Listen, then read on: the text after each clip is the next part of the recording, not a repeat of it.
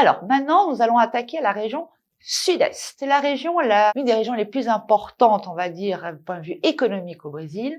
C'est vraiment le poumon économique, surtout le triangulaire des villes comme Belo Horizonte, Rio et São Paulo. Rio, vous avez déjà entendu parler, c'est vraiment la capitale la plus emblématique, on va dire, du Brésil.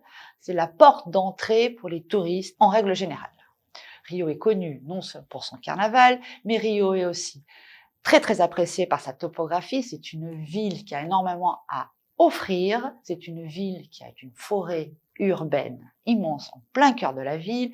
C'est une ville qui regorge d'histoire et bien sûr qui a une ambiance incroyable et des plages qui vaut la peine d'au moins de poser sa serviette et rester quelques instants à profiter du soleil.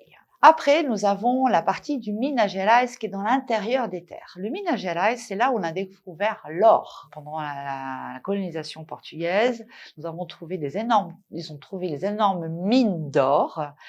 Et du coup, il y a eu un énorme attrait pour cette région, à savoir que quand vous prenez le plan du Brésil, quand vous prenez une carte du Brésil, vous verrez que la plupart des villes se trouvent sur le littoral. Cela s'explique par la colonisation, vu que tout le monde arrivait en bateau. Une fois qu'ils ont trouvé l'or dans l'intérieur du Brésil, bien sûr qu'il y a eu un rush pour se rendre sur place, et de là, ça s'est construit de très très belles villes historiques où on peut contempler un baroque colonial, un baroque très particulier, dont certains artistes comme El Jardim sont considérés comme notre Michel-Ange brésilien. Donc, Ouro Preto, Mariana, Tiradentes sont des villes historiques, patrimoine de l'UNESCO, qui vaut son détour. Le Minas Gerais est aussi connu pour sa gastronomie. Elle a une gastronomie très terroir, très intéressante à découvrir. Et c'est aussi un lieu de production de la cachaça. Qu'est-ce que c'est la cachaça?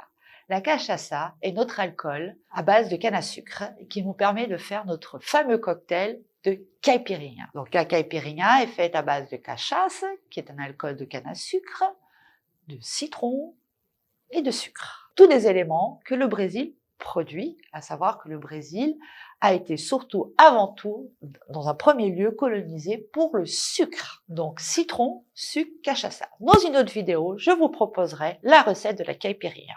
Alors maintenant, nous allons un peu parler de São Paulo. São Paulo est une grande ville, c'est la plus grande ville d'Amérique du Sud.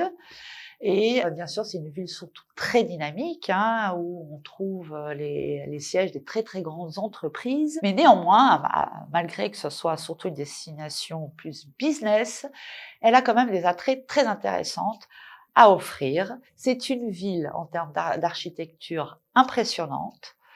En termes de musée, à savoir que nous avons la plus grande collection d'art de tout l'hémisphère sud est à São Paulo, au MASP. Et c'est surtout aussi une destination gastronomique, c'est là où vous trouverez les meilleurs restaurants du pays, dont certains restaurants, des grands chefs étoilés, qui vous feront découvrir des saveurs de tout le Brésil et qui certainement surprendront vos papilles. Nous avons aussi un très très beau littoral dans cette région, où vous trouverez Ilha Grande, Búzios, Paraty. Donc, c'est une région qui offre la culture, qui offre l'écotourisme et qui peut offrir aussi du très très très très beau balnéaire.